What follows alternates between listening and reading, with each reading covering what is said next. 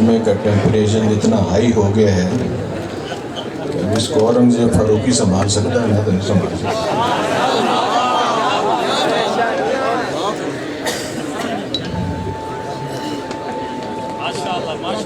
الحمدللہ الذی لم یزل ولا یزال بیدہ الخیر وہو علی کل شیء قدیر،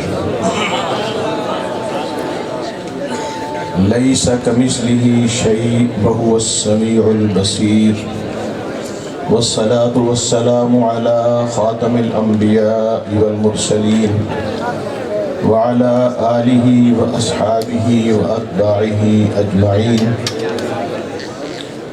اما بعد فاعوذ باللہ من الشیطان الرجیم، بسم اللہ الرحمن الرحیم، ومن يطع اللہ ورسولہ فقد فاز فوزا عظیما،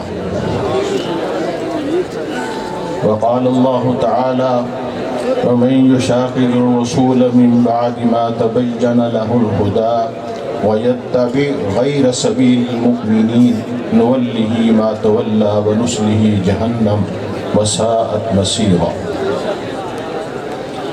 وقال رسول الله صلى الله عليه وسلم بادروا بالأعمال فتنا كقطع الليل المظلم، يصبح الرجل مؤمنا ويمسي كافرا ويمسي مؤمنا ويصبح كافرا ويبيع دينه بعرض من الدنيا، او كما قال علیہ الصلاة والسلام۔ شعور لایا، کتاب لایا، وہ حشر تک کا نصاب لایا۔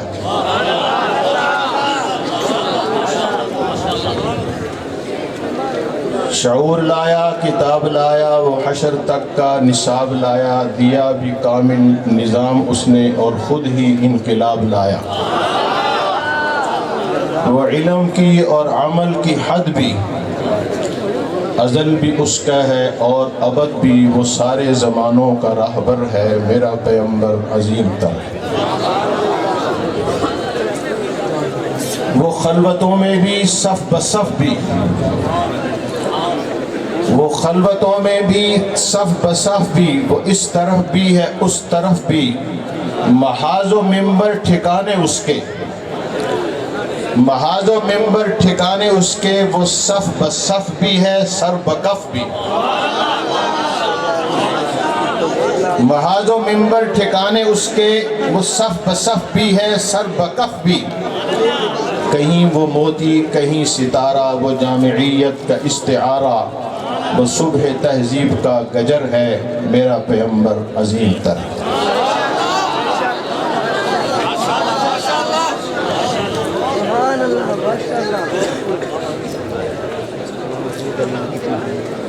دنیا میں بسنے والے جن لوگوں نے دینی مدارس کو، ان کے بنانے والوں کو، ان میں خدمات انجام دینے والوں کو، ان میں پڑھنے والے طلباء کو، ان کی استعداد کو، ان اجتماعات کو قریب سے نہیں دیکھا اور انہوں نے صرف میڈیا کی زبانی آج کے حالات کو سنا اور دیکھا ہے، تو اس سے تو دنیا میں ایک ایسی مایوسی پھیل چکی ہے کہ شاید مسلمان ختم ہو گئے ہیں، اسلام مٹ گیا ہے۔ کچھ مزید سازش کر کے بیت اللہ اور مسجد نبوی کے دروازوں کو بھی بند کر دیا گیا ہے۔ اب وہ قصہ ختم ہو چکا جو 1400 سال سے جس کا ولولہ تھا، اب کچھ نہیں ہے۔ مولویوں کو دبا دیا گیا ہے، فورس شیڈول کے پابند ہیں، کوئی جیلوں کی رونق بڑھا رہے ہیں، پابند سلاسل ہیں، اس لیے اب ان کا پیچھا چھوڑو اور دنیا میں تہذیب کے علم برداروں اور ترقی یافتہ قوموں کے پیچھے چلو۔ میرا بھی تو کچھ تعلق میڈیا سے ہے، خود مجھے باہر رہتے ہوئے اس دجالی میڈیا کے پروپیگنڈے سے کبھی کبھی مایوسی چھانے لگتی ہے، لیکن جب بھی کسی دینی مدرسے کے سالانہ اجتماع میں حاضری کا موقع ملتا ہے تو ایک دفعہ پھر سے ایمان تازہ ہو جاتا ہے، پھر سے یقین کی صدا اللہ کی ذات پہ بلند ہونے لگتی ہے۔ جہاں ہمارے مہمان قاری وقاص صاحب قرآن کی تلاوت کر رہے تھے اور میرے دل میں یہ بات تھی کہ آئے دنیا کا میڈیا اور صرف بغیر کچھ کہے اس قرآن کی تلاوت سنا دے تو یہ قرآن پاک کی تلاوت صرف تلاوت، یہ قرآن کی صداقت کی، پیغمبر کی عظمت کی، اسلام کی حقانیت کی اور دینی مدارس کی ضرورت اہمیت کی ایک ہی واحد دلیل دنیا کے لیے کافی، کسی چیز کی ضرورت نہیں۔ قرآن کا یہ لب و لہجہ یہ ایک کافی ہے۔ عالم اسلام کا ایک بہت بڑا سکالر ڈاکٹر حمید اللہ ہندوستان سے اٹھ کر فرانس میں ڈیرا لگایا، 50,000 فرانسیسی اس کے ہاتھ پہ مسلمان ہوئے،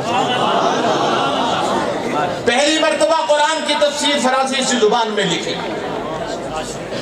انہیں اپنی زندگی کے واقعات میں یہ بات لکھی ہے کہ ایک مرتبہ فرانس کا سب سے بڑا سنگر اور موسیقار،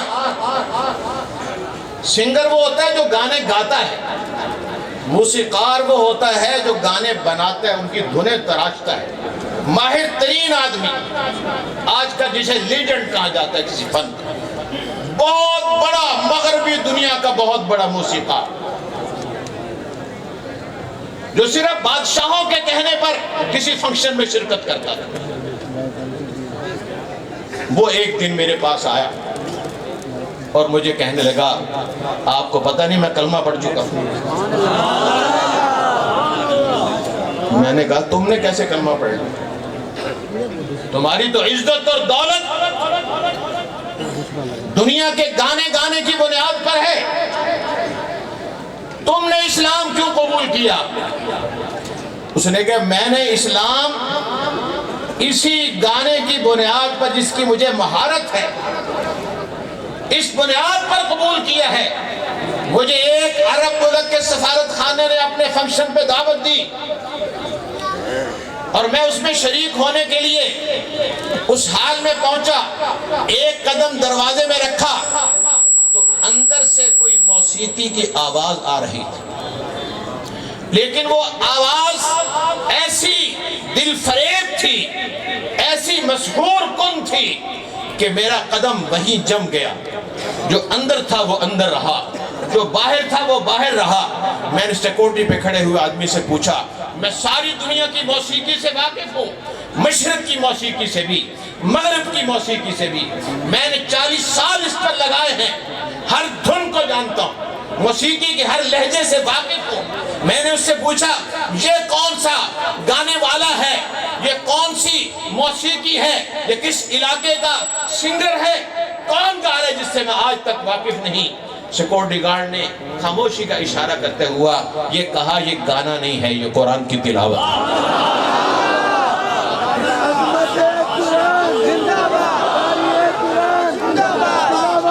قاری صاحب کی تلاوت کے دوران مجھے یہ واقعہ شدت سے یاد آیا، ایسے ہی پڑھنے والے تو عرب قاری تھا کوئی،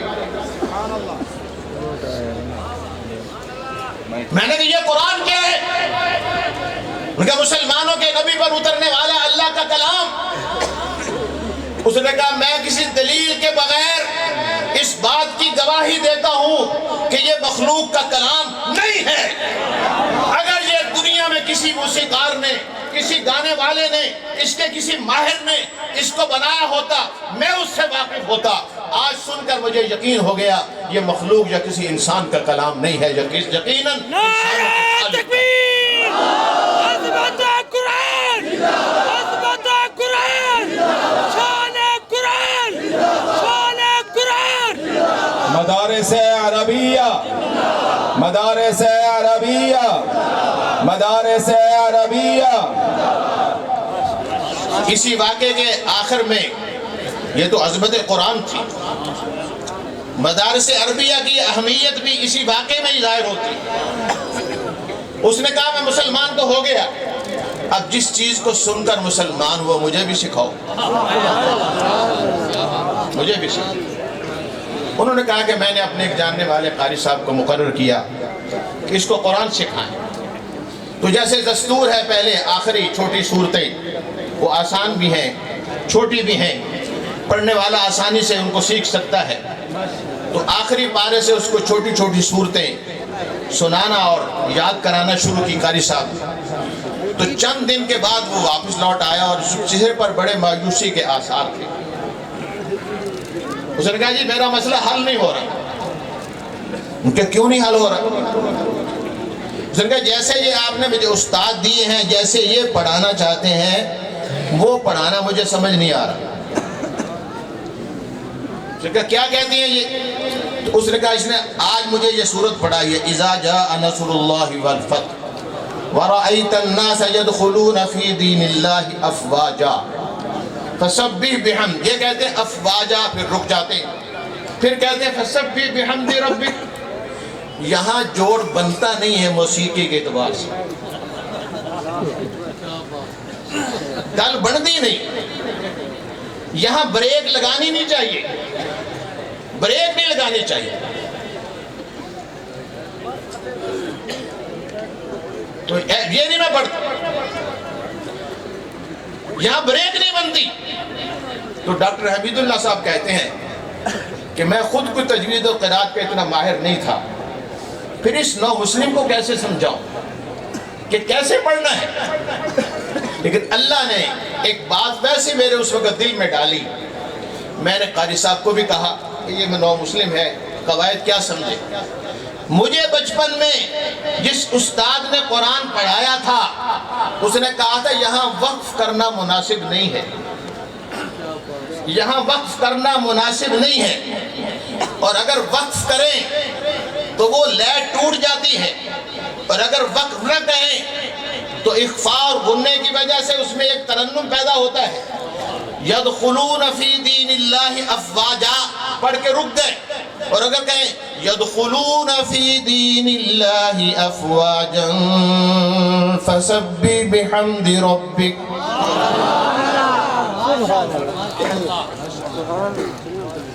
جب میں نے یوں کہا تو وہ خوشی سے اچھل پڑے اور اٹھ کے ڈانس شروع کر دیے۔ اس نے کہا بالکل ٹھیک ہے۔ یہ واقعہ پڑھنے کے بعد میں نے قرآن اٹھا کے دیکھا تو آج سے صدیوں پہلے قرآن پڑھانے والے استادوں نے وہاں نشان لگا دیا ہے، آیت کے اوپر لا لکھ دیا ہے، نو سٹاپ، یا رکنا نہیں ہے، ملا کے پڑھو، یہی قرآن کی موسیقی کا حسن۔ یہ تجوید کے قواعد، یہ قرآن کی قراتیں، اس کو پڑھنے کا انداز، یہ ہم تک 14 صدیوں کے بعد پہنچانے کا واحد سبب کون سا ادارہ ہے، کون سی چیز ہے، کون سی شخصیات ہے، کون سی انسٹیٹیوٹ ہے، کون ہے دنیا میں جس نے پورا قرآن الحمد سے لے کر والناس تک اسی لہجے میں، اسی تلفظ میں، انہی قواعد سے جس طرح 14 صدیاں پہلے محمد الرسول اللہ پہ نازل ہوا تھا ہو بہو ویسا قرآن 14ویں صدی کے مسلمان تک پہنچا دیا ہے؟ وہ کون ہے؟ اور یہ دینی مدارس ہیں، یہ علماء کرام ہیں، پورا قرآن پہنچایا، پیغمبر کا پورا فرمان پہنچایا، دین کا پورا علم۔ ساری دنیا تو بہشتی زبر کا احسان نہیں اتار سکتی۔ ہمارے عزیزوں میں ایک بزرگ سے تھانوی رحمہ اللہ کے خلیفہ، انہوں نے خود مجھے بچپن میں یہ واقعہ سنایا کہ ہندوستان سے میں ہجرت کر کے پاکستان آ گیا، لیکن میری کتابیں گھر میں رہیں۔ میں اسکول میں ٹیچر تھا، ایک سکھ استاد بھی میرے ساتھ پڑھاتا تھا، بڑی محبت کرتا تھا۔ میں نے اسے پیغام بھیجا میں بارڈر پہ آتا ہوں چند دن کے بعد، میری کتابیں پہنچا دو۔ تو اس نے کتابوں کا گٹھڑ باندھا اور بارڈر پہ لیا۔ ان دنوں اجازت تھی سامان منتقل کرنے کی، لیکن اس نے ایک کتاب اس گٹھڑی سے الگ پکڑی ہوئی تھی۔ وہ کٹری مجھے دینے کے بعد کہنے لگا یہ کیا ہے؟ میں نے کھول کے دیکھا تو وہ بہشتی زیور تھا۔ میں نے کہا اس میں کیا ہے؟ کہنے لگا تمہاری کتابیں پڑھی تھی، میں کبھی کبھی اٹھا کے پڑھ لیتا تھا، آسان اردو میں یہی کتاب تھی۔ اس کو جب میں نے پڑھنا شروع کیا تو میں تو ہر صفحے پر حیران ہوتا چلا گیا کہ یہ کون سا دین ہے، یہ کون سا دستور العمل ہے زندگی کا، جس کی ایک ایک حرکت کے لیے 100 طریقے اور اس کے تمام مسائل، اس کا نظم و ضبط، اس کے قواعد اس کے اندر درج ہیں۔ ہمارے مذہب میں تو کبھی اس کا کوئی تصور بھی نہیں۔ یہ دینی مدارس ہیں۔ میں بھی یہ سمجھتا تھا، لوگوں کے ذہنوں میں یہ کہ اجتماعات شاید مولوی چندہ اکٹھا کرنے کے لیے کرتے ہیں۔ نہیں، خدا کی قسم، یہ آپ سے کچھ لینے کے لیے نہیں آپ کو بلاتے، یہ آپ کو دینے کے لیے بلاتے ہیں۔ اور یہ بات عالم اسلام کے ایک بہت بڑے بطل جلیل نے، مولانا عبدالحسن ندوی نے 80 سالہ اجتماع کے موقع پر ندوہ کے اجلاس پر کہی تھی، اور اس میں آنے والے مہمان سارے عرب ملکوں سے آئے تھے، مفسرین بھی، محدثین بھی، عمراء بھی، وزراء بھی، مشیر بھی، اور بعض ملکوں کے سلطان بھی اس میں مدعو تھے۔ بہت بڑا مجمع تھا، مالدار مجمع۔ تیل کے کنووں کے مالک اس میں موجود تھے، خطبہ استقبالیہ پڑھنے کے لیے۔ مولانا بہت سادہ درویش آدمی تھا۔ ایک دفعہ میں نے زندگی میں زیارت کی ہے، دیکھ کے لگتا نہیں تھا کہ یہ مولوی بھی ہے کہ نہیں۔ اتنے سادہ خطبہ استقبالیہ پڑھنے کے لیے کھڑے ہوئے اور فرمایا میں جو خطبہ لکھا ہوا ہے وہ بعد میں سناؤں گا، ایک بات یا آپ کی غلط فہمی پہلے دور کرنا چاہتا ہوں، چونکہ ہمارے مہمانوں میں دنیا کے امیر ترین لوگ بھی موجود ہیں، پیسے والے ہیں، عرب عین سے بھی عرب ہیں اور الف سے بھی عرب پتی۔ ممکن ہے آنے والے مہمانوں کسی کے دل و دماغ میں یہ بات آئی ہو کہ علماء نے، ہندوستان ایک پسماندہ ملک ہے، غریب یہاں دینی مدارس ہیں، ان لوگوں نے ہم سے کچھ لینے کے لیے ہمیں یہاں دعوت دی ہے۔ میں اللہ کی قسم کھا کے کہتا ہوں، ہم نے آپ سے کچھ لینے کے لیے آپ کو نہیں بلایا، کچھ دینے کے لیے بلایا ہے، اور پھر بتایا کہ جاؤ عالم عرب سے پوچھو، مکہ مکرمہ میں قرآن یاد کرنے والے ختم ہو چکے تھے، سوائے حرمین شریفین کے پورے سعودی عرب میں رمضان کے مہینے میں کہیں پورا قرآن ختم نہیں ہوتا تھا۔ پاکستان کے علماء نے محنت کی، استاد بھیجے، طلبہ بھیجے، یہ عربوں کے استاد بنے۔ آج اگر قرآن کی رونق مکہ مدینہ میں ہے، ان دینی مدارس کی وجہ سے۔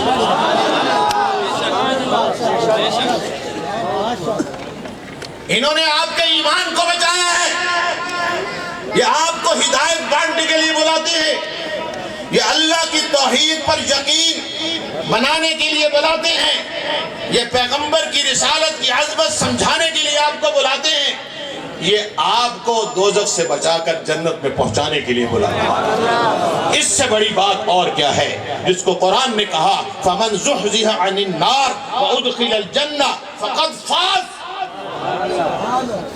کس کو جیت کہتے ہو، کس کو ترقی کہتے ہو، کس کو بلندی کہتے ہو؟ کسی اعتبار سے جانچو، دنیا کے کسی ترازو میں تولو، یہ کہیں کم تر نہیں پڑے۔ فراست میں، علم میں، حمیت میں، غیرت میں، بہادری میں جو پہلے تھے وہ تو بہت بڑے تھے۔ میں نے اپنے کانوں سے حضرت مولانا محمد ضیاء القاسمی کا یہ جملہ سنا، مولانا اعظم طارق جیل میں تھے، وہاں بیٹھ کر اپنے مدرسے میں کسی کو افسر کو فون کر رہے تھے مولانا کے بارے میں، فون ختم ہوا تو مجھے مخاطب کر کے کہنے لگے قاری صاحب ہم نے اپنے اکابر کی بہادری، شجاعت، دلیری، عظیمت، استقامت اور مجاہدے کتابوں میں پڑھے تھے۔ شیخ الہند ایسے تھے، حضرت مدنی ایسے تھے، شاہ اسماعیل شہید ایسے تھے، ہم نے کتابوں میں پڑھے تھے، اور کبھی کبھی شک پڑتا تھا شاید عقیدت کی وجہ سے افسانے بنا دیے گئے ہیں، عقیدت کی وجہ سے۔ فرمایا اگر میں اعظم طارق کو نہ دیکھ لیتا تو مجھے ان واقعات پہ شک ہونے لگا تھا، اعظم طارق کو دیکھ کر میں میں نے جانچا اگر آج اعظم طارق کی جرت کا یہ عالم ہے تو حسین احمد مدنی کی جرت کا کیا ہے؟ نعرہ تکبیر، شان رسالت، شان صحابہ، جبل استقامت حضرت مولانا محمد اعظم طارق شہید، جبل استقامت حضرت مولانا محمد اعظم طارق شہید۔ یہ شان ہے خدمت گاروں کی، سرکار کا عالم کیا ہو۔ سبحان اللہ۔ اور دوسرا منظر بھی آپ سب کے سامنے ہے، ساری دنیا کے طاقتوں نے مل کر کالج یونیورسٹیوں سے پڑھے ہوئے جرنیل کو صرف فون پر دھمکایا، ان کے قدموں میں جا گرا، اور مدرسے کا ایک طالب علم ساری دنیا کے دھمکوں اور ڈراؤں کے باوجود جبل استقامت بن کر ساری طاقتوں کے سامنے ڈٹ کر نہ صرف کھڑا ہوا بلکہ ساری دنیا کو قدموں پہ جھکا کے دکھا دیا۔ یہ ہے مدرسے، تکبیر، یہ ہے یہاں کی تعلیم، یہ ہے یہاں کی عظمت۔ ان کا سب کچھ دولت کیا ہے، کیا بتائیں؟ لوگ ملتے ہیں صحافی، دانشور کہلانے والے، ڈراموں سے اپنا پیٹ بھرنے والے، اور مولوی صاحب آپ لوگوں کو پیچھے لے جا رہے ہیں پسماندگی کی طرف۔ 1400 سال پہلے دنیا کی دوڑ کو دیکھیں کہاں جا رہی ہے، ترقی کی دوڑ میں آگے چلے گئے۔ میں نے کہا تم صرف دوڑ دیکھ رہے ہو، اس دوڑ کا انجام تمہیں دکھائی نہیں دیتا۔ جس کو انجام دکھائی دیتا تھا وہ بتا گیا، نولیہ ما تولی ونصلیہ جہنم وساءت مصیرا۔ ان کی دوڑ کا انجام کمال اور ترقی نہیں ہے، ذلت اور پستی ہے۔ کائنات میں سب سے زیادہ ذلت اور پستی کی جگہ جہنم ہے، اور سب سے عزت کا مقام جنت ہے۔ یہ مدرسے والے آپ کو اس پستی اور ذلت سے نکال کر اس اعلیٰ مقام تک پہنچانے والے ہیں۔ مولوی صاحب آپ کو بات سمجھ نہیں آتی؟ دنیا کہاں پہنچ گئی؟ میں نے کہا آپ بتا دیں کہاں پہنچ گئی۔ کہنے لگے تو نہیں پتا۔ میں کہا چلو پتا ہے یا نہیں پتا تو دس دے۔ یہ دنیا چاند پہ پہنچ گئی۔ میں کہا پھر بھی ہے چاند پہ پہنچ گئی۔ یہ تو آج چاند پہ پہنچی ہے، اور میرے آقا صدیوں پہلے چاند سے بہت آگے جا چکے۔ وہ کہنے لگا وہ تو او سن، تو میں کہتے چاند پہ گئے وہ بھی او سن، تو نہیں سی کیوں ہمیں جبلیاں مارتے تنو کون پوچھتے ایمیں ٹاؤن بڑے امریکہ وہ تھے۔ چاند پر بھی سارا امریکہ نہیں گیا، ان کے نمائندے گئے ہیں، آسمانوں پر بھی ہمارا نمائندہ گیا، ایک ہی جایا کرتا ہے۔ پھر اسے ترقی اور بلندی نہیں کہتے۔ تم لوگ اگر اس کو ترقی سمجھتے ہو تو اس ترقی کی انتہا پر پہنچ کے تمہیں کیا ملا؟ چاند پہ جانے والے سائنسدان اپنے ملک کے شہریوں کے لیے جن کے خون پسینے کی کمائی سے وہ چاند پر گئے تھے، ان کے لیے چاند سے کیا لائے؟ تو تاریخ بتاتی ہے کہ وہاں سے مٹی اور پتھر لے کے آئے۔ تو خان پور تو 2 ٹرالیاں پھٹ کے ویسے ہی لے جاندے ڈالر خرچ کیتے پاگل پٹھانا نو کہندے ہو لاد کے لا بھی آ مٹی اور پتھر لے کر آئے۔ یہ ایک ایسی ترقی ہے جس کا انجام خاک سے خاک تک پہنچنا۔ اس واقعے کے پیش نظر رکھ کر کسی شاعر نے ایک نعت لکھی تھی، اس میں ایک شعر 30 سال پہلے میں نے یہ نعت سنی۔ پیر شیخ اللہ خالد رحمہ اللہ کی مجلس میں ہندوستان سے ایک شاعر آئے تھے، اور تو مجھے اشعار یاد نہیں، لیکن اس واقعے کی طرف اشارہ کر کے اس نے ایک شعر کہا، وہ دل میں نقش ہو گیا۔ آپ بھی سنیں مزہ آئے۔ میں بن تیرے وسیلے بلندی پہ جو گئے ہیں، بن تیرے وسیلے تیرے نقش قدم کو پائے بغیر، تیرے نقش قدم کو پائے بغیر، بن تیرے وسیلے بلندی پہ جو گئے ہیں، بن تیرے وسیلے بلندی پہ جو گئے ہیں، چاند پہ جا کر بھی انہیں خاک ملی، چاند پہ جا کر بھی انہیں خاک ملی ہے۔ میرا آقا بلندیوں پر گیا، واپس لوٹا تو اپنے سارے جانثاروں کے لیے اتنا ہی بلند ہونے کا نسخہ ساتھ لے گا۔ یہ ہے اشار، اکیلا نہیں، میرے آقا خود غرض نہیں تھے، ساری انسانیت کے رہبر اور ہمدرد تھے، اپنے لیے نہیں سب کے لیے نسخہ ساتھ لائے۔ حضور معراج پر گئے، واپس لوٹے، آپ بتائیں آپ کیا لے کے آئے؟ سارے بولا مجمع کیا لے کے آئے؟ وہ نماز جو انہی علماء نے آپ کو سکھائی، وہ نماز کیا آقا نے فرمایا ان العبد اذا قام فی الصلاۃ فجناجی ربہ، جب نمازی نماز میں کھڑا ہوتا ہے اللہ کتنا قریب ہو جاتا ہے کہ اللہ نہ ہولی ہولی کرنا جی گلنا کر دے ہونا چاہا سرگوشیاں اللہ دے نیڑے ہو جاندہ ہے۔ اور آقا نے فرمایا جب وہ سجدہ کرتا ہے یسجد علی قدمی الرحمن، اس نمازی کا سر رحمان کے قدموں میں ہوتا ہے۔ قرآن کہتا ہے الرحمن علی العرش استوى، رحمان عرش پر ہے، نمازی فرش پر ہے۔ اللہ کا نبی بتاتا ہے دیکھنے میں فرش پر ہے، حقیقت میں عرش پر ہے۔ ایسے ہی ایک صاحب دل شاعر نے آقا کے اس فرمان کو اپنے کلام میں سموتے ہوئے سجدے کی اس کیفیت کو بیان کرتے ہوئے کہا، جب نمازی سجدے میں سر رکھتا ہے تو فرمایا تصور عرش پر ہے، وقف سجدہ ہے جبھی میری، تصور عرش پر ہے، وقف سجدہ ہے جبھی میری، میرا پھر پوچھنا کیا آسماں میرا زمین میری، اگر تو در نہ کھولے گا تو میں بھی در نہ چھوڑوں گا، حکومت اپنی اپنی ہے، کہیں تیری کہیں میری۔ یہ تو اس دین کے ایک رکن کے ایک جز کی ترقی کا عالم ہے۔ پورے دین پر جماعت والے کہتے ہیں پورے دین پر چلو گے تو دونوں جہانوں کی پوری کامیابی ہے۔ اور یہ پورا دین کون سکھائے گا؟ یہ سکھائیں گے، دینی مدارس سکھائیں گے۔ تبلیغی جماعت بھی دینی مدارس نے بنائی، محمد الیاس مدرسے میں پڑھ کے مولانا محمد الیاس بنا ہے نا،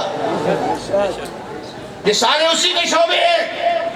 اور جامعہ عبداللہ بن مسعود کو یہ امتیاز حاصل ہے کہ صرف دین کے سارے شعبوں کو نہیں، دین کے بکھرے ہوئے جماعتوں اور گروہوں کو بھی ساتھ لے کے جانا۔ جامعہ عبداللہ بن مسعود، جامعہ عبداللہ بن مسعود، جامعہ عبداللہ بن مسعود، شیخ الحدیث حضرت مولانا مفتی حبیب الرحمن صاحب درخواستی، شیخ الحدیث حضرت مولانا مفتی حبیب الرحمن صاحب درخواستی، مجاہد اسلام حضرت مولانا قاری منصور احمد صاحب،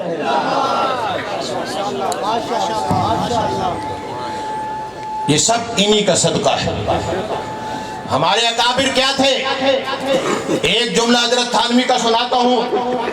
آپ نے فرمایا میں یہ نہیں کہتا ہمارے اکابر سب سے بڑے ہیں، یہ ضرور کہتا ہوں کہ سارے مخلص ہیں۔ دوسری چیز ان میں کیا تھی؟ وسعت ظرفی۔ ٹرین میں ایک نوجوان پینٹ کول والا بیٹھا ہوا جو علماء کے خلاف بکواس کر رہا تھا، ٹائلٹ میں گیا واپس لوٹ آیا۔ حضرت مدنی نے پوچھا کیوں لوٹ آئے؟ ان کہا جی وہ گندا ہے، صاف نہیں ہے۔ میں بیٹھ جاؤ، پھر نظر بچا کر خود تشریف لے گئے، لوٹا ساتھ لیا، سارا بیت الخلاء صاف کیا اس پینٹ کوٹ والے کے لیے، اور آ کر کہا کہ اب صاف ہو گیا تشریف لائیے۔ یہ وسعت بھی ہمارے اکابر کی تھی، جس کی ایک جھلک جہاں اس جلسے میں نظر آتی، اپنے بھی پرائے بھی۔ میں خوب جانتا ہوں مولانا حبیب الرحمن درخواستی ایک خاص سیاسی حلقے سے وابستہ ہے، لیکن اس جلسے میں آپ سوچ بھی نہیں سکتا آنے والا کہ ان کا کسی خاص جماعت سے تعلق ہے۔ سارے مسلمان کلمے کا درد رکھنے والے، اللہ کے قرآن کو سچا ماننے والے، پیغمبر کی رسالت پر ایمان لانے والے، سارے ہمارے مہمان، سارے ہمارے بھائی ہیں۔ یہ وسعت بھی ان میں تھی۔ اور ایک بات حاجی عبدالوہاب صاحب نے فرمائی، جو رائیوینٹ کے اساتذہ کو مرتبہ فرمایا کہ اپنے طلبہ کو دیوبندیت پڑھایا کرو۔ انہوں نے پوچھا یہ دیوبندیت کیا ہے؟ تو بھائی دیوبندیت دو چیزوں کا نام ہے، اخلاص کا اور مجاہدے کا۔ مجاہدہ تو آپ نے سنی لی ہے، پرسوں سے حضرت دل میں سٹینڈ ڈلوا کے جا بیٹھی ہو 3 دن سے۔ ہمارے ہاں یہ تصور نہیں ہے منہ میں تعریف کرنا، لیکن میں مجبور ہوں، غنیمت سمجھو، یہ چلے گئے تو دنیا ویران ہو جائے گی۔ میں ان کے زیادہ قریب نہیں رہا. آج ایک جاننے والے نے چند واقعات سنائے. اس وقت میرا دل چاہتا حضرت اجازت دے تو میں ان کے قدم چوم لوں. یہ موجود ہے ہم میں, ہمیں پتہ نہیں یہ کون ہے, کتنے بڑے ہیں, ساری دنیا ان کے سامنے بونی ہے, ہمیں اندازہ ہی نہیں ہے کیسے کیسے ہیرے اللہ نے ہمیں دیے. سب کچھ برداشت, یہ وسعت ظرفی, یہ اخلاص, یہ مجاہدہ, یہی اصل ہمارے اکابر کی میراث ہے جو یہاں بٹ رہی.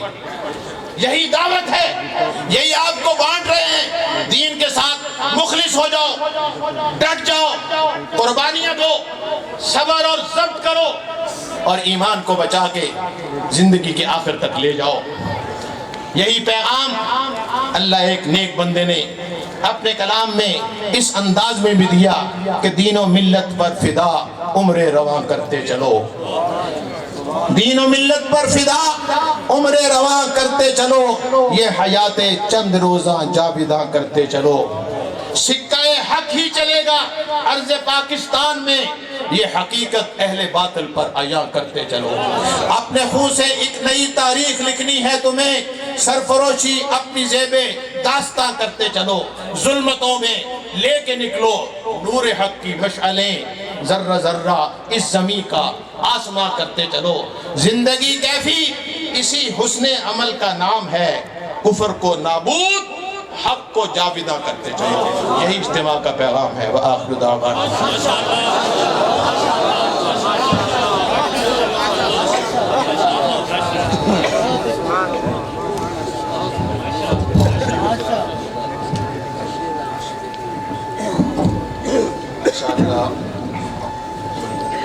مجاہدین کے عظیم رہنما, معروف کالم نگار, غازی اسلام حضرت مولانا